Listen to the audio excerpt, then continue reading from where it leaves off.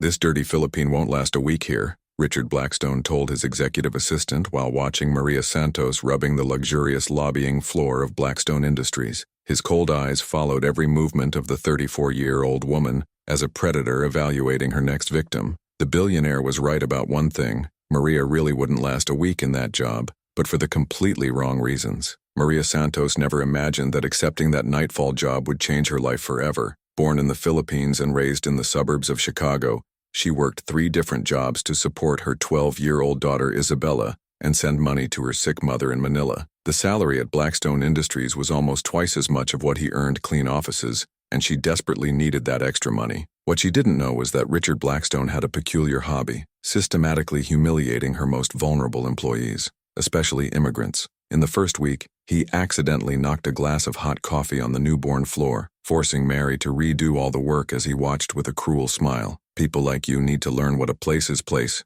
he said, purposely stepping on the wet area. "Maybe in your country this is acceptable, but here we have standards." Maria wiped all again in silence, but her dark eyes shone with something Richard erroneously interpreted as submission. It was determination. In the second week, he began to leave memories on her table: flyers on immigration control, printed deportation articles, even a stereotypical Asian doll with a note, "For you to remember where it came from." The other employees lowered their heads and pretended not to see anything. After all, who would dare to confront a man who controlled a $2 billion empire? But Mary kept every humiliation, every insult, every racist joke in a very special place of her memory. She smiled politely, thanked the work, and was still cleaning. Richard Blackstone was convinced that he had found the perfect victim, an immigrant too desperate to react, too vulnerable to defend herself. What that powerful man could not see behind Mary's submissive eyes was a bright mind working tirelessly. She was not just a cleaning lady, she was a 4-language accounting accountant, and with a photographic memory that recorded every detail of that luxury office.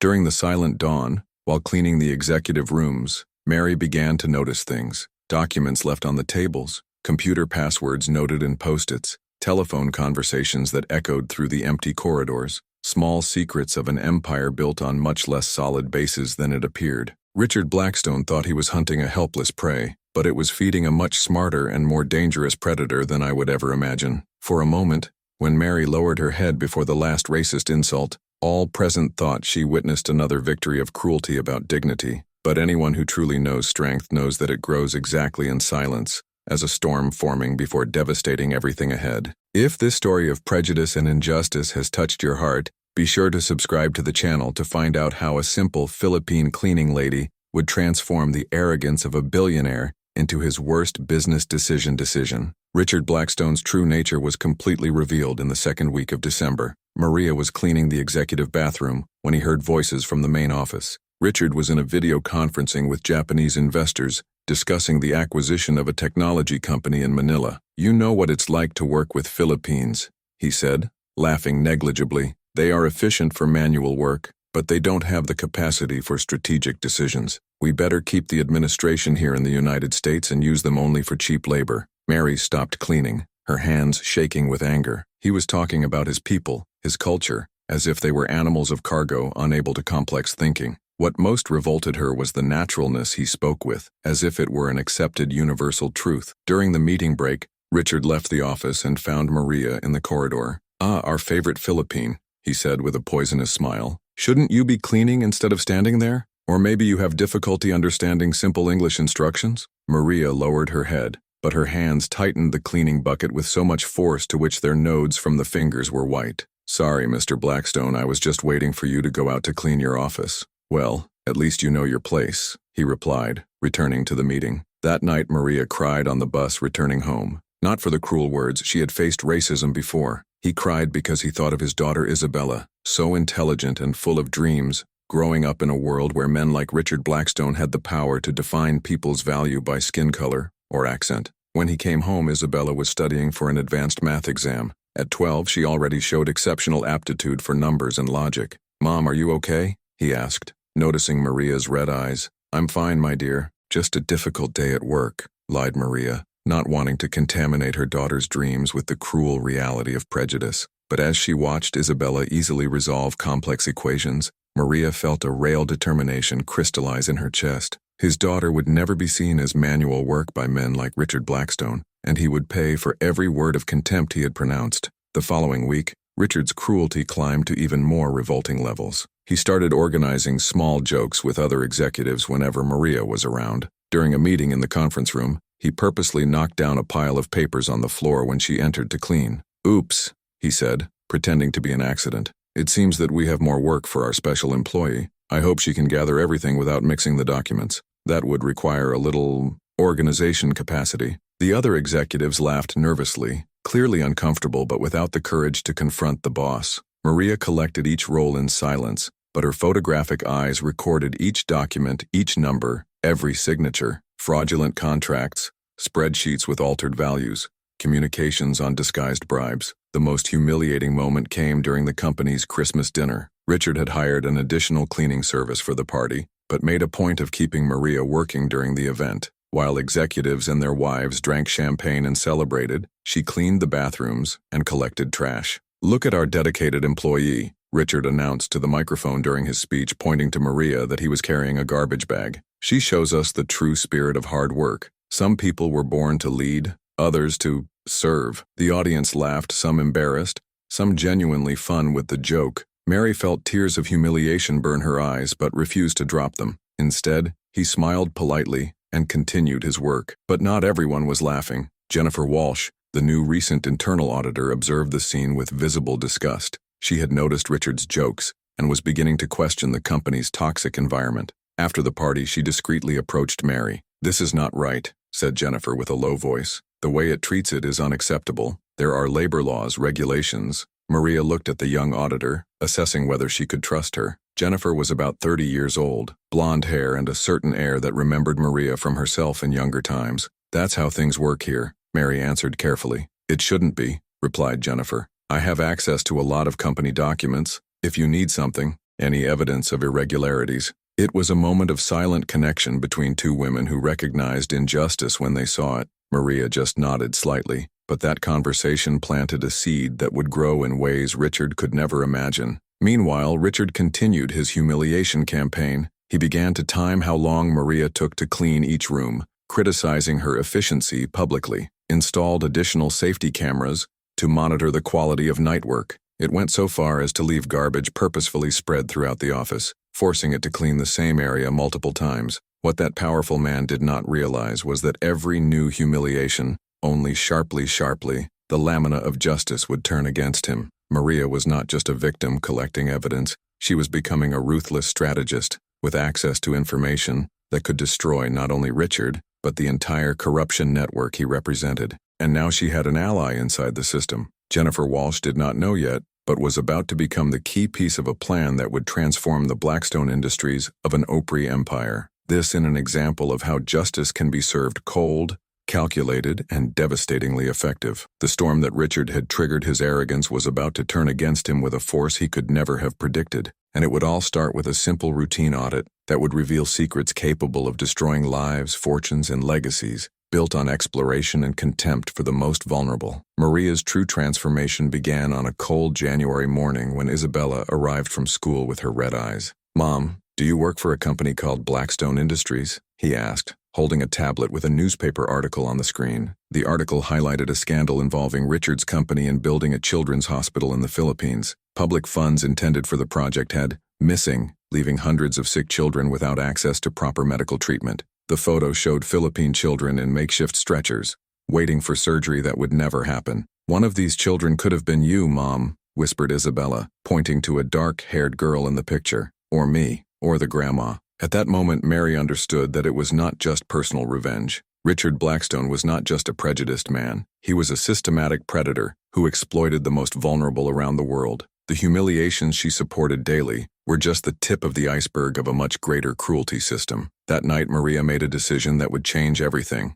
Instead of simply collecting evidence randomly, it would develop a strategic and methodological plan. Your accounting formation would finally be really useful. First, she needed help. Jennifer Walsh had made clear her interest in exposing irregularities in the company, but Maria had to test her before trusting. During a casual elevator conversation, Maria mentioned that she noticed some inconsistencies in the documents she found during the cleaning. Jennifer stopped immediately. "What kind of inconsistencies?" he asked, looking straight into Maria's eyes. Numbers that do not beat. Contracts with strange dates. Things that a person in accounting would notice. Mary answered carefully. The silence that followed was tense, but Jennifer finally smiled. Where did you study accounting? Where? University of the Philippines. I worked 5 years in an audit office before moving to the United States, Maria revealed. But here, my diploma is worth less than the toilet paper I use to clean the bathrooms. Jennifer was visibly shocked. Maria, you have qualifications to work in audit right here in this company. Why are you working as a cleaning lady? Because men like Richard Blackstone decide the value of people for skin color and accent, not for competence, Maria replied with a controlled bitterness. That conversation marked the beginning of a powerful covenant. Jennifer began to provide Maria access to documents she could never see alone. Detailed financial reports, internal correspondence, bank transactions records. In return, Maria shared her nightly observations and documents photographs found at Richard's office. What they discovered together was devastating. Blackstone Industries operated a complex money laundering scheme involving at least 7 countries. Infrastructure projects publicly announced as humanitarian works were, in fact, facades for embezzlement. The Children's Hospital in the Philippines was just one of dozens of fraudulent projects. Maria established a meticulous routine. Every Wednesday, when Richard was late for her special meetings with foreign investors, she systematically photographed and copied all the documents left on her table. He used a translation application to convert everything to searched text files, creating a detailed evidence database. The most shocking thing was to find that Richard had personal archives about various problematic employees, people he considered inappropriate to the company. Maria's archive was full of derogatory comments. Typical servile immigrant, useful for manual work but without intellectual capacity for positions of responsibility. But it was Jennifer who found the key piece of the puzzle: suspicious payment records for a Washington lobbyist, specializing in influencing immigration policies. Richard was literally paying to make the lives of immigrants more difficult as Mary, while simultaneously benefited from cheap and vulnerable labor. He not only explores immigrants, explained Jennifer during one of his secret parking lots, he actively finances laws that keep you in vulnerable positions. It's a perfect system. The harder for immigrants to get decent works, the more willing they are accepting exploitation. Maria's indignation became a railroad. She began documenting not only financial crimes, but also creating a detailed record of all her interactions with Richard. He secretly recorded his racist conversations using an app on his cell phone. He photographed the humiliating gifts he left on his table, recorded schedules and dates of each humiliation. The plan Maria developed had 3 phases. The first was to build a legally solid case with Jennifer, gathering enough evidence to legally destroy Richard. The second phase would involve the media. She had identified an investigative journalist who specialized in corporate corruption and immigrant rights. The third phase would be personal. Richard Blackstone had turned her life into a hell for fun, treating her as less than human. He would find that he had severely underestimated the woman who spent the dawn cleaning her crimes. During a particularly incriminating telephone conversation between Richard and a corrupt officer of the Philippine government, a conversation that Maria recorded fully, she heard something that made her blood freezing. Richard was planning to expand his fraudulent schemes, this time specifically targeting Philippine immigrant communities in the United States. They are perfect, Richard said on the phone, laughing. They work hard, don't ask questions, and when you threaten them with deportation, they accept anything. It's an unexplored market. That night, Maria worked until dawn, meticulously organizing all the evidence collected. Created digital folders categorized by type of crime: tax fraud, money laundering, international corruption, labor discrimination. Each file was properly dated with high-quality photographs and crystalline audio recordings. When she ended, she had enough material to destroy not only Richard, but the entire corruption network he represented. Entrepreneurs, politicians, civil servants, all meticulously documented in their criminal activities. But Maria knew that evidence alone was not enough. She needed the right moment, the perfect strategy, and the courage to face a man who had spent years trying to destroy his spirit. What Richard did not know was that each humiliation had only sharply the righteousness that would turn against him. As Richard slept quietly in his mansion, convinced of his invulnerability, Maria finished the last details of a plan that would turn the predator into prey. The Philippine cleaning lady he despised was about to become the smartest and most devastating nightmare he could never imagine. The moment of truth arrived on a cold March morning, when Richard Blackstone woke up with 47 lost calls on his cell phone, all of his personal lawyer David Morrison, a man who rarely showed panic, but whose voice in the voicemail shaved with pure terror. "Richard, for God's sake, call me immediately. It's all on the first page of Washington Herald. They have everything. Everything. Richard ran to the mansion's entrance where his butler had already placed several newspapers on the marble table. Washington Herald's headline has hit him as a stomach punch. Billionaire empire built on blood and lies. Exclusive. Leaked documents reveal international corruption scheme that cost hundreds of children. Below the headline, a devastating photo. Philippines in makeshift stretchers in the never-built hospital, next to an image of Richard on his $50 million yacht. The caption was cruel and accurate. While children died waiting for medical treatment, the philanthropist Richard Blackstone bought his fourth yacht with diverted money. His hands trembled as he opened the newspaper. Page after page of documents he immediately recognized. Fraudulent contracts with their own signature. Recordings of telephone conversations where he laughed as he planned public funds deviations. Emails where he called Filipino immigrants useful cattle. But what most shocked him was the last page of the report. A picture of you in the office, taken through the glass door while he slept in the armchair. The caption said, "This photo was provided by an internal source of Blackstone Industries, which also had privileged access to the executive's private documents." An internal source, murmured Richard, his mind working frantically. Who could have access to your office at night? Who could? The realization hit it as a radius. The Philippine cleaning lady, the insignificant woman, and that he had tortured for months. Maria Santos. Impossible, he said to himself. She is just one. She has no intelligence for. But the facts were before him, printed in black and white. Someone had meticulously collected evidence for months. Someone with office access, documents, telephone conversations. Someone intelligent enough to build a legally impeccable case. Your cell phone rang. It was Morrison, his lawyer. "Richard, did you see?" Morrison's voice was broken.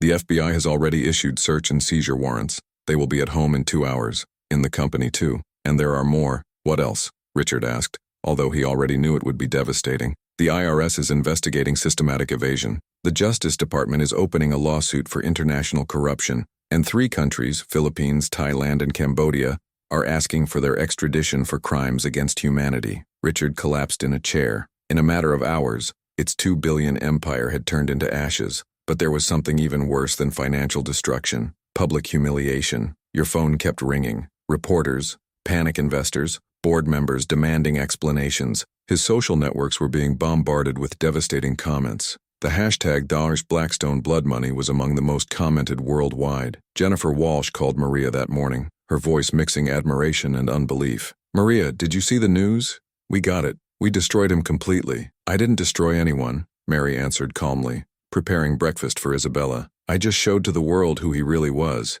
Destruction was his work." At that moment, the TV showed images of Richard being escorted by the FBI out of his handcuffed and head down. His wife had asked for divorce by telephone through lawyers. Their adult children published a public letter completely distancing themselves from the father. The social elite who attended his parties now treated him as an outcast. The most devastating of all was when the camera showed Blackstone Industries staff leaving the building, carrying personal belongings boxes. The company had been closed immediately, all frozen accounts, all assets seized to reimburse the victims of their crimes. But the final humiliation came when Richard, trying to enter a discreet hotel to hide from the press, was confronted by a group of Philippine immigrants who worked at the establishment. They didn't say a word. They just watched him pass, his eyes full of silent dignity. At that moment, Richard understood the true extension of his defeat. It had not been destroyed by a powerful competitor or a rival corporation. He had been systematically dismantled by a woman he considered inferior, using nothing but his own arrogance against him. Maria Santos, the simple fictional Filipina that he had humiliated for fun, had revealed himself smarter, more strategic, and infinitely brave than he would ever be. She had turned every racist insult into fuel, into justice that transcended personal revenge. The investigative journalist who had broken the story, Marcus Rodriguez, revealed in a live interview that his source was an accounting-based cleaning employee who worked tirelessly for months to document crimes that affected thousands of people around the world. "This woman did not seek personal revenge," said Rodriguez. "She sought justice for all victims of the exploration system that Richard Blackstone represented." His courage and intelligence saved lives and exposed a corruption network that extended to 3 continents. While Richard Blackstone faced the perspective of decades in prison and the full collapse of everything he had worked for, Maria Santos was preparing for the first day in her new job. The International Human Rights Foundation that had used its evidence to process Blackstone had offered it a position as director of financial investigations.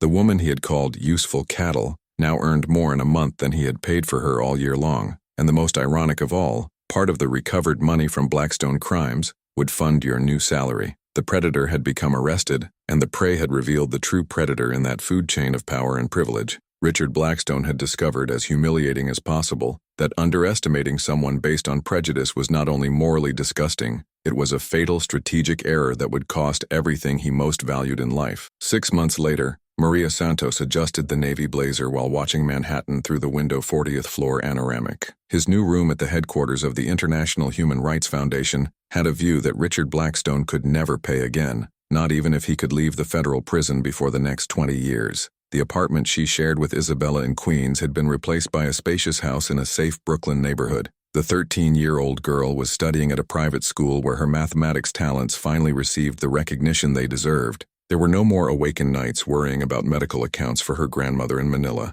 Maria's first project, approved by Maria, had been a free clinic that served exactly the community from where her family came. Director Santos have arrived the financial reports of investigations in Thailand, said Rebecca, his executive assistant, delivering an elegant folder. Maria still smiled every time they heard her title. From this dirty Philippine to Director Santos in less than a year, the transformation was almost surreal. The phone rang. It was Jennifer Walsh, now promoted to an audit director at the accounting company who had hired both after the Blackstone scandal. "Maria, did you see the latest news about our special friend?" Maria turned on the television in her room. The report showed Richard Blackstone in an orange uniform of prison, being transferred to a maximum federal security prison. His former mansion was being auctioned to pay compensation to the victims. The $50 million yacht had been sold, and the money for the construction of 3 children's hospitals, 2 in the Philippines and 1 in Cambodia. "I heard that his ex-wife moved to France with the children," continued Jennifer. "They even changed the last name.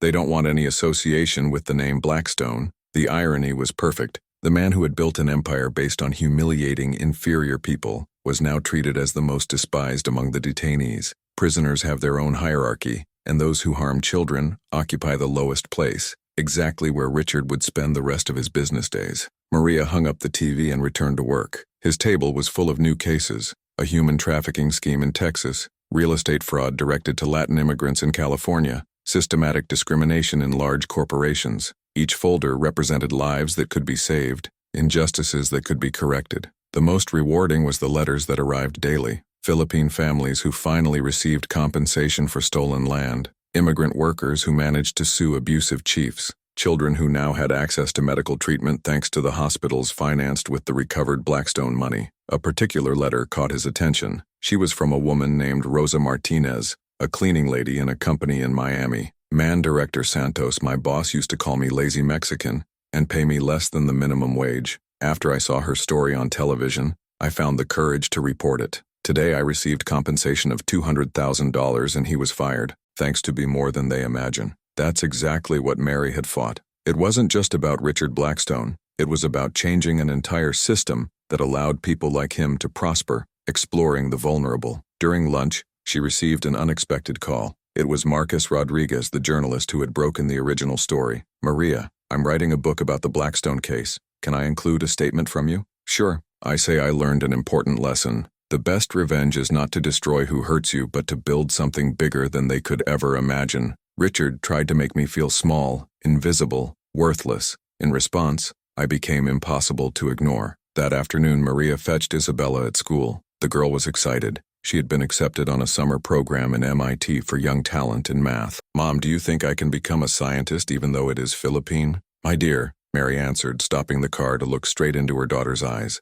"you can be anything you want. And if someone tries to convince you the opposite, remember, they are revealing their own limitations, not yours." While driving home, Maria reflected on the full journey. A year earlier, she cleaned Richard Blackstone's bathrooms as he humiliated her for fun. Today, he chaired an international foundation, earned 6 digits annually, and had become a respected voice in the struggle for human rights. Richard was right about one thing. She really didn't last a week in that cleaning job. Had lasted exactly the time to collect enough evidence to destroy an empire built on the exploration of the vulnerable. The man who called her useful cattle now spent her days in a 2-3-meter cell while she worked in an office overlooking 3 states. The predator had become arrested, and the prey had revealed the true predator in that hierarchy of power. Maria Santos's story has spread around the world as an example that intelligence, persistence, and courage always win arrogance, prejudice, and abuse of power. She proved that underestimating someone based on their origin, accent, or social position is not only morally disgusting, it is a strategic error that can cost everything a person values most in life. Today, when powerful entrepreneurs think of humiliating vulnerable employees for fun, some remember what happened to Richard Blackstone and reconsider. After all, you never know when that simple cleaning lady can actually be the smartest and most dangerous person of the building. If this story of justice and overcoming has inspired you, be sure to subscribe to the channel for more stories that prove that true revenge is to turn the attempt to decrease us on fuel for our biggest rise.